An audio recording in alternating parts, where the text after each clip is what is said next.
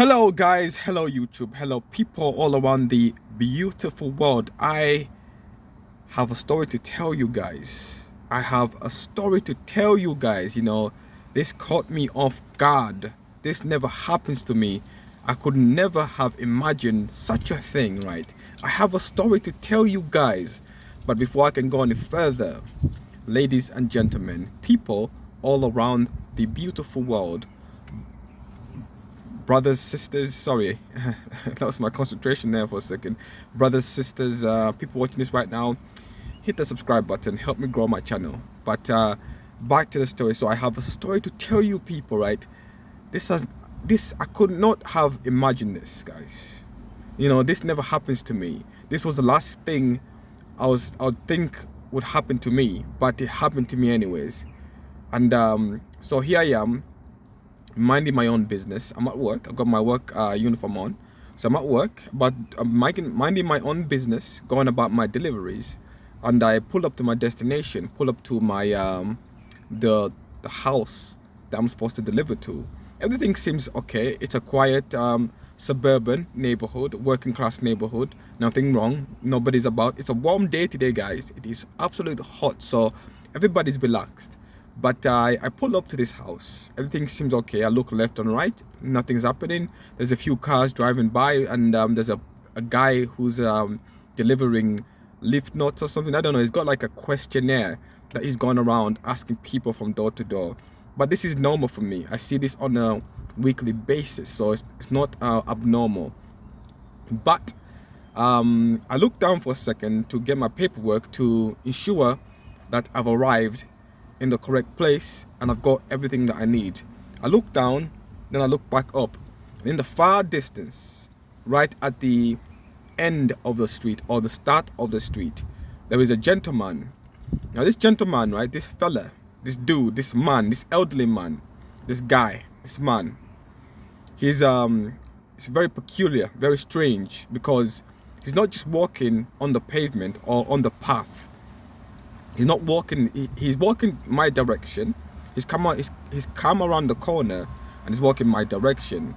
But from the beginning, from the onset, it is strange. He has this. He has a big metal paw. It's like how do you describe this? Those portable what, coat hangers, or maybe suit hangers. Those portable suit hangers which are made of metal. If that's the best way I can describe him. He is carrying it in his hand and he's walking towards me. And as he's walking towards me, he's about maybe 10 cars length away from me. As he's walking towards me, he veers off onto the road. The road is on my left hand side, right? So he veers off onto the road on my left hand side, which does not seem unusual, because again, who am I to say what people can carry? They can carry whatever they want. It's up to them, right? But he's got this big this huge pole, which is just, it sticks out like a sore thumb. It's like the Rock of Gibraltar, and he's just walking towards me. So I think nothing of it. I'm about to make this delivery and move on to the next customer. So I get out the van. I get out the van. The driver's side is on the right hand side over here, where in the UK the driving side is on the right hand side. So I get out the van, I make my way towards the left hand side where the shutters are where we keep the groceries. And as I'm making my way towards the shutters, the guy is approaching me. So I think nothing of it.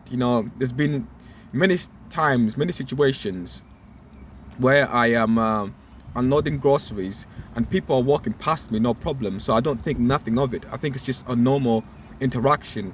But the fact that he's got this huge metal paw makes me feel a bit uneasy. So I'm a bit cautious around him.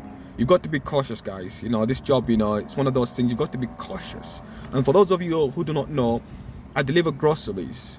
So you got to be cautious, because just a lot of strange people out there. A lot of sheeps a lot of wolves in sheep's clothes. Yeah, that's the word I'm looking for. A lot of wolves in sheep's clothes. Very strange characters out there. So you got to be careful. So I'm just a bit worried of this individual who's He's within my close space, within my radius. So my alert system is just firing. I'm a bit worried of him. I'm looking towards my left hand side just to make sure he doesn't do anything. But it's daylight, you know, I can look after myself, so he wouldn't do nothing. But suddenly, all of a sudden, this catches me off guard, right? I was not expecting this. This was the last thing I was expecting in the whole world. I'll be that dramatic, guys. This was the last thing I was expecting in the whole world. So I begin the process of taking the crate. Each delivery that we make, there's a set of crates or boxes that has the groceries that belong to the customer. So when I arrive, one customer could have 2 crates and they're in the van, and I have to get those crates out for that customer specifically. But I begin to get these crates out of the van, and as I'm doing the process, as I'm doing the whole routine, the whole motion of the situation, I hear this guy speaking to me. He goes to me, if he goes to me, this is what he says to me, right? This is what he says to me: if you were robbed right now, if somebody were to steal those groceries, would you have to pay for them? I'm thinking, what? He said to me, if you were to be robbed right now, if somebody was to steal and take those groceries from you, would you be responsible for those losses? I'm just completely dumbstruck, caught off guard. I become an airhead in this moment. I become a feather brain. I don't know what to think. But I said to him, no, pal, no. I would not have to pay for these groceries. And he said, and I asked him, how come you ask me such a weird question? Why would you ask me if you were to rob me, would I have to pay for the groceries? And he goes to me, I'm a criminal. I'm a career criminal. I was very surprised by that. Somebody just telling me somebody was telling me what his occupation is, which is a career criminal. That's the first ever encounter I've ever had with somebody like that. A career criminal. So I'm a bit shocked right now. I'm a bit dumbstruck, caught off guard. You know, I'm paralyzed in somewhat ways. You know, just blinded for a second, deafless. I don't know how to process the information. But I'm a calm, cool guy. I always try to be friendly to anybody who is friendly towards me. So he starts talking to me. So, what's your name? I tell him my name is John, right? Okay, what's your last name? I tell him, okay, it's this. And he tells me, okay, well, my name is John Smith. And I'm a career criminal. So that's why I wanted to know, if I was to rob you, would you have to pay for that? At least he had the courtesy to make sure that I wouldn't be at loss. At least he had the courtesy to make sure that I would not be at a loss. So I'm pretty happy there.